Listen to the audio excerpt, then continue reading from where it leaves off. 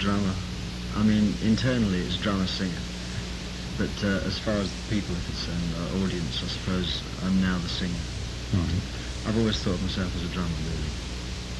Let me ask just a couple of basic questions about background, and then we move into the current thing. The group has been together, as far as Genesis goes, for about, what, 10 years? Mm-hmm. It has been the Genesis for 10 years. Okay, at the current time, at the present time, I would say that the group has achieved probably its greatest success so far, and I'm sure it's going to go even farther than the way it is right now. Yeah. With the personnel changes in the band, how do you, correlate, let's say, the deletion of people and adding of people with the increase of success? Is there a correlation that way, or is it just the way the band moves as a unit? I think that the unit has always been stronger than anyone in it, you know? And I think maybe if we'd have replaced people, like if Peter had left and we'd have replaced him with a singer, then it would have started to be watered down a bit. And I think if Steve had been replaced by somebody, that would have watered it down even more. But basically all we've done is people have dropped out, you know, limbs have dropped off, you know. But we've kind of kept the spirit the same because we haven't had any outside influences, you know, from the early days, really. I think that's probably important, is as opposed to a band like Yes, for instance, who come to mind, where the original members are now in the minority. You know, so maybe the spirit of the original band is kind of less than it used to be. Talking about spirit, which brings us to the nucleus of the band and the title of the new album, and then there were three.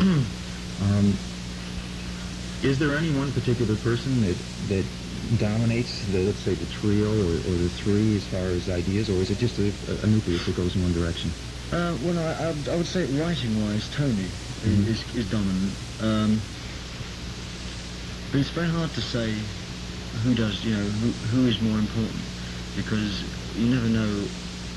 See, Tony comes in with a song on the piano, and he plays it to me and Mike, and he plays a lot of songs, Mike plays a lot of songs, I play some of my bits on the piano, you know, and we kind of decide what songs we're going to work on and what excites everybody. And sometimes somebody else's interpretation of something that he's written, or any one of us have written, will kind of spark the music, you know, and it will make it take off. So I've always been kind of, I've never really been sure. I mean, like my role in the group, for instance, is to sing everybody's songs. And I write, I mean, the kind of material I write, most of it isn't really suited to Genesis. I mean, it's more in the Brand X area, more freer. So consequently, not many of my things sort of get on as many of my things get on the record as, say, Tony's, because he writes specifically for the group. And yet it's kind of down to interpretation, you know. Maybe Tony's song sung by somebody else would not sound as good, or whatever, you know. So it's hard to say. Did you find it hard making the transition from being drummer or percussionist to being the front man for most of the songs? No, I don't think I really found it hard. I mean, I kind of knew I could sing, you know. That kind of sort of wasn't really a problem. I mean, on stage, I've always said this, actually, is that the biggest thing was the communication with an audience. You know?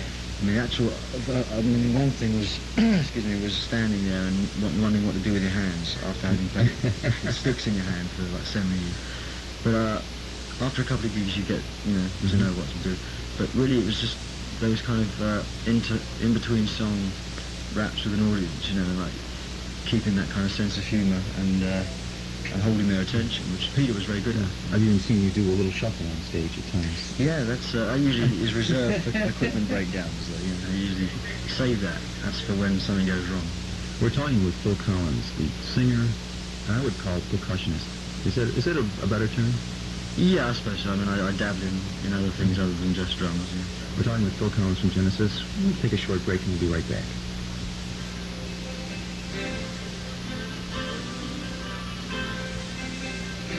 Rochester, it's 41 degrees. We're back talking with Phil Collins from Genesis. You mentioned a little bit earlier ago about Brand X and your involvement with them. Is there going to be future involvement with Brand X and you? There is, but it's kind of it's in limbo at the moment, because you see, when the band started, it was very nice to sort of have this loose arrangement whereby when I wasn't playing with Genesis, we'd all get together and have a blow, and we'd all go out and play a few club dates in London. But they obviously can't exist like that forever. You know, they have to become a working group. And when they started off touring, which was like last year, they came over here.